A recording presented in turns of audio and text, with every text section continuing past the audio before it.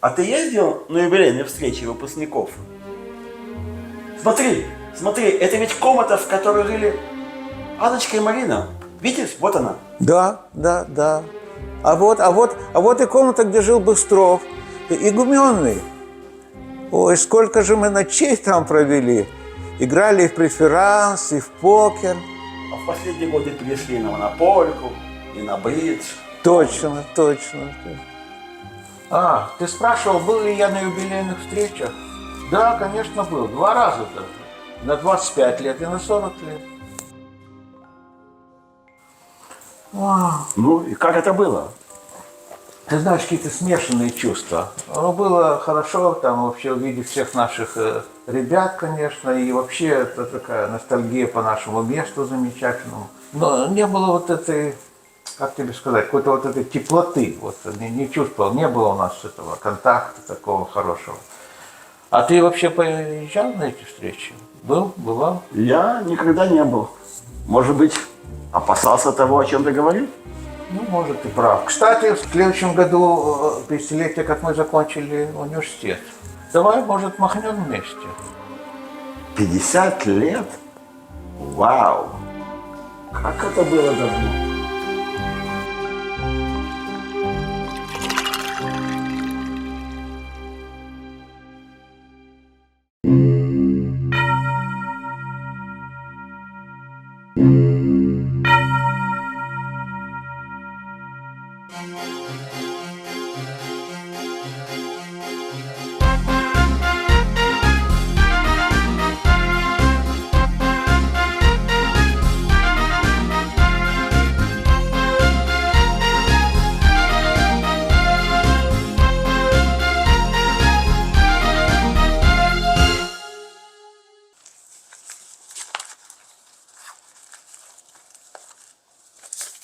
Я хочу представить нового участника нашего семинара, Матвея Израилевича Куперштейна. Прошу. Он студент 1-го курса, но уже прочел монографию Мальцева. И мой курс по теории моделей. Матвей Израилевич, расскажите, пожалуйста, немного о себе. Я приехал из Одессы. Учусь я там в математической школе. Очень люблю математику.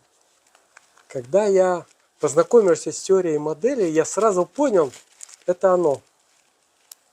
Не представляю себе жизнь без математики. Я и в самом деле так думаю. А зачем мне жить без математики? Ефим Григорьевич, наш сосед, водопроводчик, который считался самым мудрым в нашем дворе, говорил мне: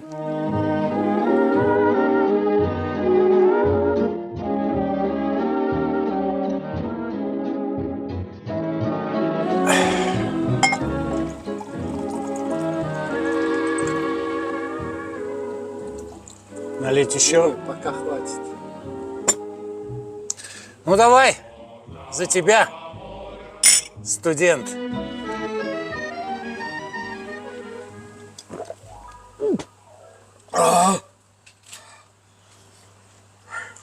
Концерт, составленный по письмам радиослушателей, подошел к концу.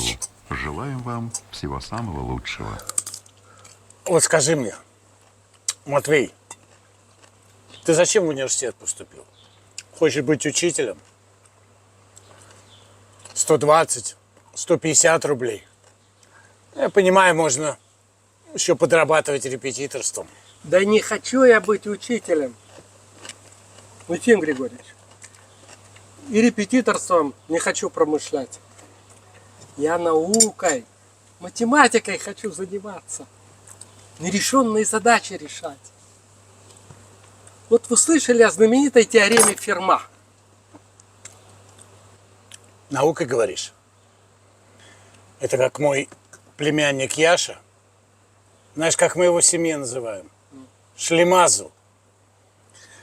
Он научный сотрудник, младший научный сотрудник. 110 рублей в месяц. А у него семья, жена, ребенок. По маяку в 20 часов 5 минут. И еще об одной игре мы расскажем сегодня по «Маяку». В 21 час 5 минут репортаж о встрече львовских «Карпат» и динамовцев Тбилиси. Погода на завтра. По сведениям... Да не важны мне деньги. Главное делать то, что нравится, и получать от этого удовольствие. А мир математики такой прекрасный, такой глубокий. И я чувствую, что только в нем могу жить. В областях в Коми, АССР и в Карелии пройдет небольшой дождь. Температура 14-19 градусов. В Эстонии, Латвии и Литве преимущественно без осадков 16-21 градус. На юго-востоке Белоруссии кратковременные дожди 19-24. На севере и северо-западе Украины без осадков Я имею 18 300-400 в месяц. Я могу жить, как хочу. Я не живу. Я наслаждаюсь жизнью. Вот сейчас я взял себе билет на круиз до Батуми. Между прочим, каюту люкс. Ну и все такое. Ну ладно, давай за тебя, студент.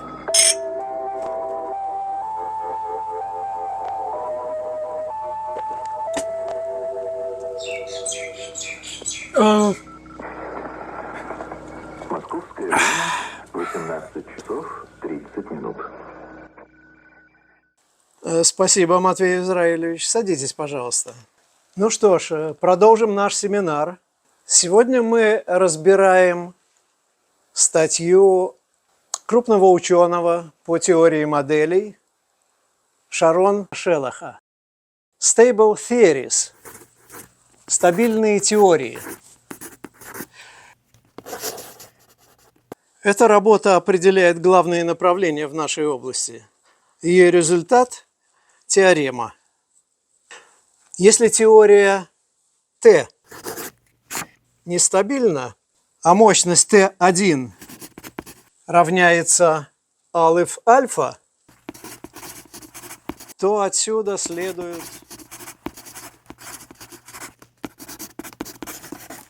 этот результат может дать нам всем массу материала и направлений в нашей деятельности. А кто такой этот Шарон Шелах? Откуда он? Где статья напечатана? Это израильский ученый. Статья вышла в Israel Journal of Mathematics. Это известный, солидный и очень престижный журнал. Он, кстати, есть в нашей библиотеке. Что? Изучает труды израильских ученых. В библиотеке можно взять израильский журнал. Кстати, после семинара я побежал в библиотеку и проверил. Действительно это возможно. Слово «Израиль» говорят совершенно спокойно. Профессор, специалист, а не поборник агрессии и войны. Для меня все это придавало семинару, да и всему университету окраску свободы. Шелах – это крупнейший ученый и крупнейший специалист в области теории моделей и теории множеств. А с чего вы взяли, что это мужчина? У них в Израиле имена непонятные, странные. Не поймешь, женщина или мужчина. Шарон Шелах. Вполне может быть женщиной. Шарон – это женское имя, но и мужское. Абрам Михайлович, а вы знаете, кто это? Не знаю. Но давайте думать, что это женщина. Интересно ведь. Женщина, математик, израильтянка, еврейка, но может быть и арабка. Арабы ведь там тоже живут. Абрам Михайлович, а что такого фундаментального сделал эта Шелах? Ну, она предложила совершенно новый аппарат для решения сложных проблем в этой области. Кстати, Борис Исаакович, этот аппарат может вам и пригодиться в ваших исследованиях. Научный руководитель Абрам Михайлович Тайцман.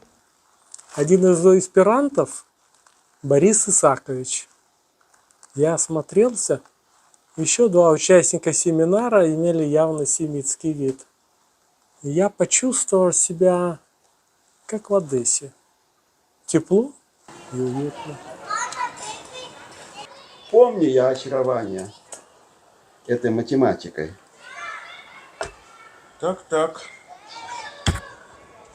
Ты знаешь, это было не просто очарование, это было какое-то наваждение. Бывало, думаешь о какой-то проблеме, но она тебя не оставляла ни днем, ни ночью, ни во время еды, никогда. А как особенно хорошо думалось на лекциях по истории партии или на военной кафедре. А Вадю-то твою я заберу. Какими наивными мы были. Верили, что мы уж точно будем заниматься чистой математикой. Но кто, если не мы? А Матвей особенно наивный, если не глупый. Я помню, как он хвалился. Его руководитель Тайсман, еврей, и несколько его аспирантов и студентов-евреев. Для него это было показателем высокого уровня исследований и возможностью сделать что-то настоящее, стоящее. А был бы практичный, понимал бы, что если хочешь получить шанс остаться в аспирантуре, в науке, руководитель не должен быть евреем. И студентов должно быть поменьше евреев. Так легче проскочить. Прав ты, конечно, но и это не всегда помогало. Положение у меня, прямо скажем, непростое. А мат тебе, кстати.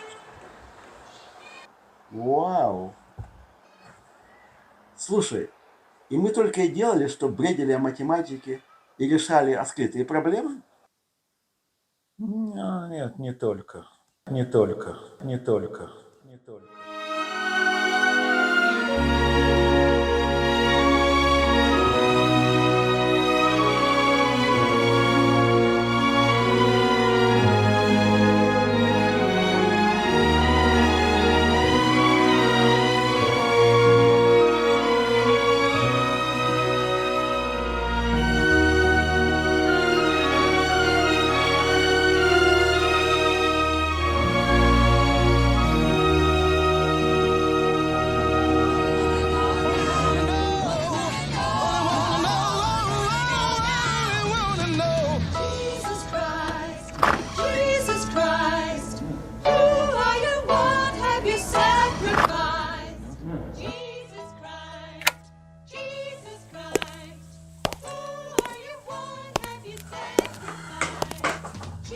Ну и бардак у вас здесь.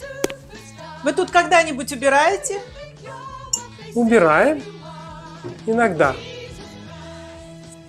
Незаметно. Мой котик, подойди, ложись ко мне на грудь. Но когти убери сначала. Хочу в глазах твоих красивых потонуть, в агатах с отблеском металла. Как я люблю тебя ласкать, когда ко мне пушистой привалясь щекою.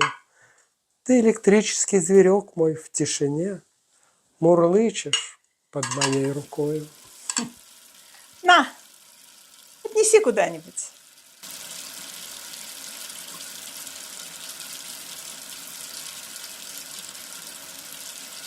Это твоя кровать? А это чья? Закрой глаза, Танюша. Что ты делаешь? Теперь открывай. Ой, мамочки! Матвей! Ой, как красиво!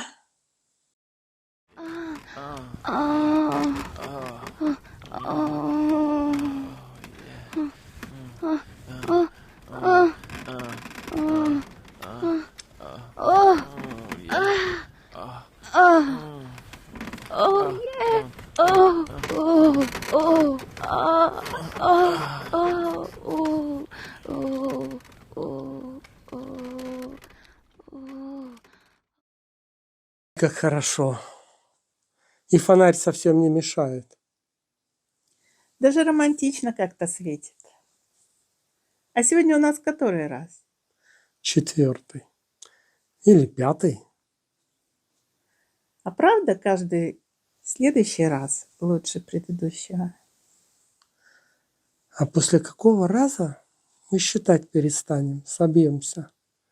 После 10-го? 100-го? Не знаю, не знаю. Но сегодня как-то по-другому. И комната у нас на всю ночь. Ни от кого не прячемся. Как ты добился, чтобы твои, так сказать, сокамерники куда-то исчезли? Так я и раскрою все свои секреты.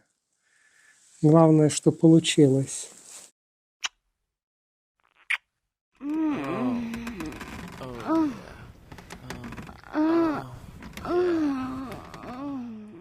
Ты меня любишь? А ты меня? Ну, конечно, а ты? Люблю, люблю. Навсегда?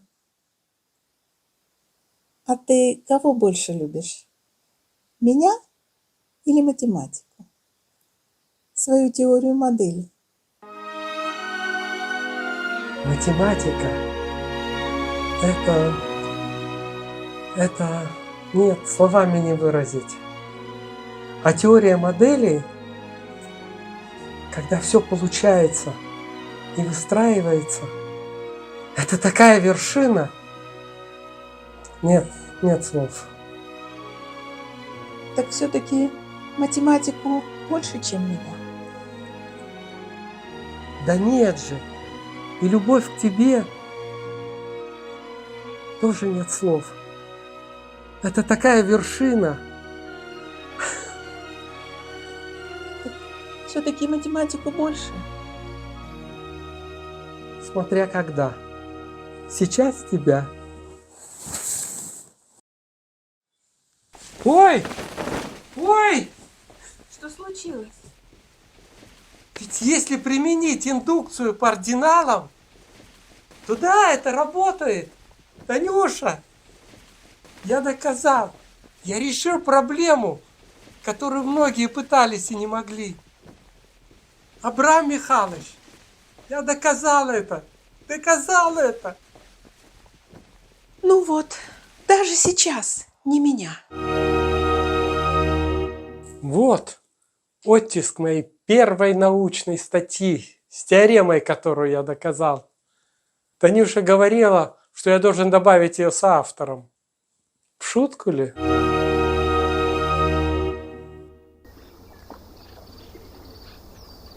Математика, девочки. Как-то это все смешалось. Ты прав, ты прав. Вообще математика красива, даже удивительно, совершенно. Я бы даже сказал, сексуально. Да. И чем абстрактнее математика, тем она более сексуальна. А теория модели, которой материи мало, она одна из самых абстрактных, если не самая абстрактная, а значит и самая сексуальная. Ага. А у меня клюет. О! Полежи-ка тут одна пока. А потом и другие придут. А, кстати, Матвей женился на Тане, в конце концов? Нет. Может быть, решили, что еще рано? Может быть, потому что он из Одессы. Ты знаешь, там с детства же все время долбали родители, что жениться надо только на еврейке. А на курсе, кстати, евреи были, но их было немного. Тем не менее, друг друга находили довольно быстро, насколько я помню. И любили пообсуждать это вот, все это еврейское самосознание. Ну и, конечно, Мелиху. Ну, ты помнишь, что такое Мелиха? Конечно, помню. Мелиха. Это же идыш. Конечно же, помню. Это же власть. Их власть. Советская власть.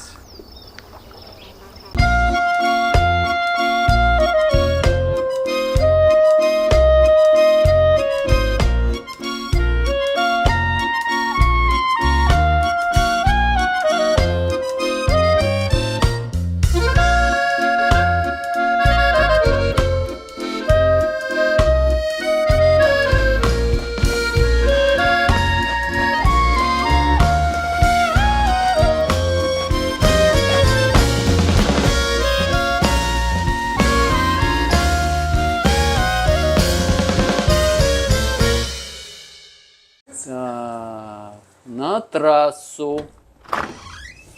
Действительно. Это Бог. Мы с ним в одной комнате живем. В тройке. 427. Матрасу. О, Матвей, привет. Привет. Я хочу тебе что-то сказать. Ты знаешь, что Марик еврей?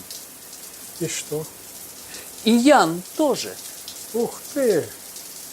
Вот и получается, что из нас 4 в комнате только мы с тобой, русские. Ты ошибаешься, Бог. Только один из нас. Как? И ты? Да. И Мишка, который в нашей комнате бывает, он тоже еврей.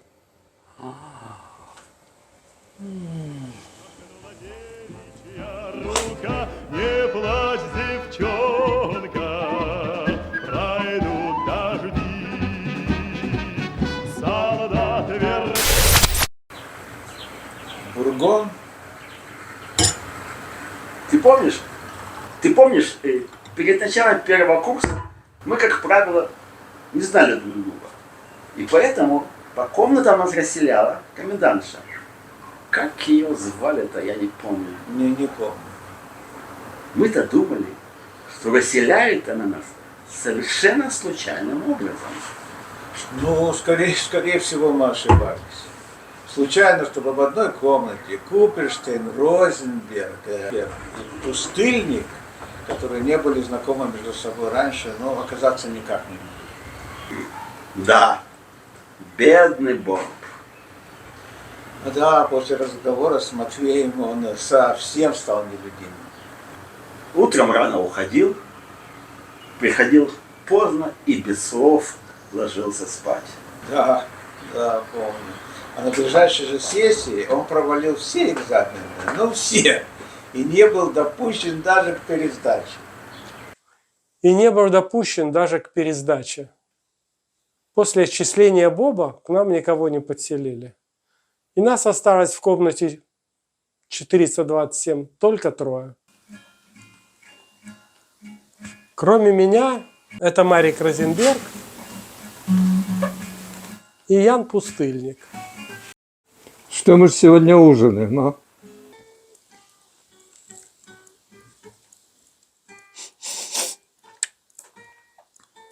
Что-то очень хочется кушать.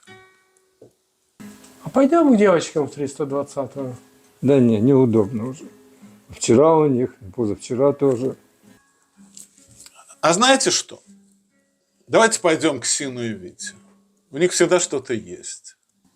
Между прочим, Марик-то давно ничего не готовил. Ну да. Как чего, так всегда Марик. Ой, да ладно, пожарю я вам картошку. А это Миша Шмуклер из группы 015.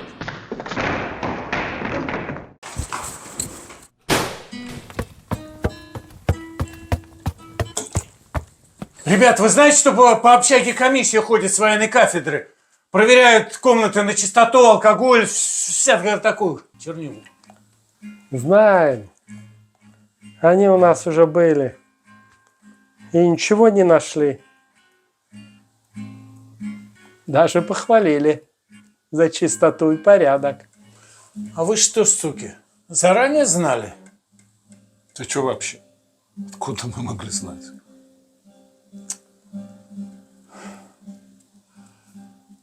А у меня, между прочим, под матрасом сказку о тройке нашли. Что? Ну, это запрещенная повесть Стругацких. Нифига себе. Это конец. Теперь меня отчислят отсюда. Да ты что? Что ж ты делать-то будешь? Не знаю. Вернусь домой и буду оформлять документы в Израиль.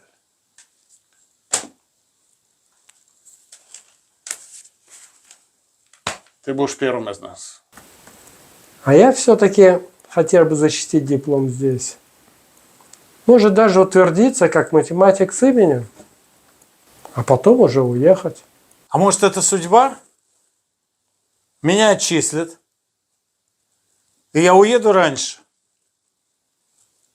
То надоел мне этот советский строй, эти антисемиты вокруг. И вообще я не представляю себе свою жизнь без Израиля. Я где-то читал, что Израиль – это настоящее чудо. И еврею нужно жить только в Израиле. А ты знаешь, у них там настоящая демократия, как в Америке, но еврейская. Ну, то есть традиции, общая история. И разных партий много. Каждый имеет возможность высказаться. И они любят все друг друга. Но самое главное, что у них ощущение общего дома.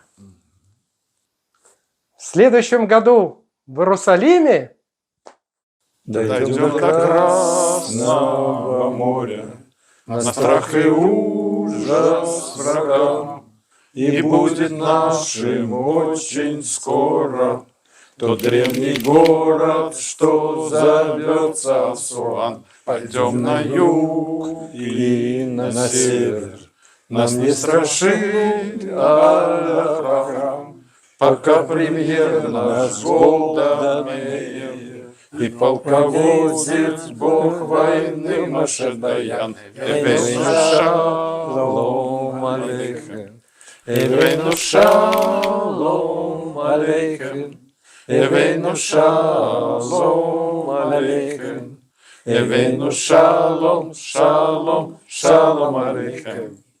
Ну так я картошку жарить пошел. Офицеры нашей кафедры вчера проверяли общежитие математиков. Ну, эту, как ее? Тройку. Докладываю результаты инспекции. Состояние общежития удовлетворительное. Комнаты почти все чисты, прибраны. Было, конечно, несколько грязных комнат. В нескольких обнаружили пустые бутылки. Сами понимаете, не из-под молока. Студенты опрятные, почти все были трезвые. Но в одной комнате под матрацем у одного из студентов мы нашли такое, страшно сказать. Просто какая-то сказка о тройке получилась. И все. Мишу никуда не вызывали и ни о чем не спрашивали. Да, и университет он закончил. А в Израиль уехал лишь в 91 году.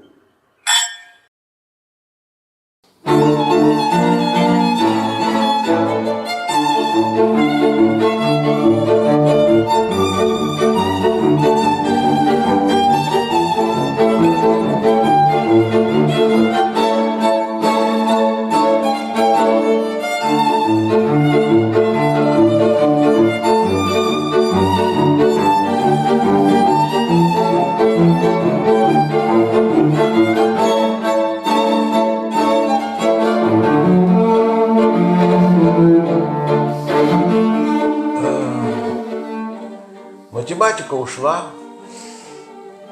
Израиль. Так что же осталось? Женщины? Ха-ха, шутишь? Как же? Жены, друзья, наши детки. Вот смотрят на нас сейчас и думают, а какая интересная жизнь была у старичков-то. И мечтали, и надеялись.